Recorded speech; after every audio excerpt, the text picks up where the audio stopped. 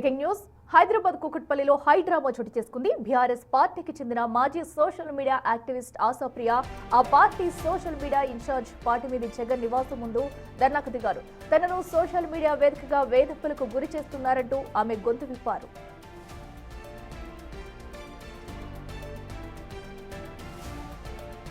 మహబూబ్ నగర్ జిల్లాకు చెందిన ఆసాప్రియ గతంలో బీఆర్ఎస్ పార్టీలో చురుగ్గా పనిచేశారు. అయితే పార్టీ మీద జగన్మోహన్ రావు ఆదేశాలతో కొంతమంది తనను లక్ష్యంగా చేసుకుని అసభ్యకర పోస్టులు పెడుతున్నారని, తనను మానసికంగా వేధిస్తున్నారని ఆమె ఆరోపిస్తున్నారు. ఈ వేధింపులకు తాళలేక జగన్ ఇంటి ముందే బైఠాయించిన ఆమె ఆయనపై చట్టపరమైన చర్యలు తీసుకోవాలని డిమాండ్ చేస్తున్నారు.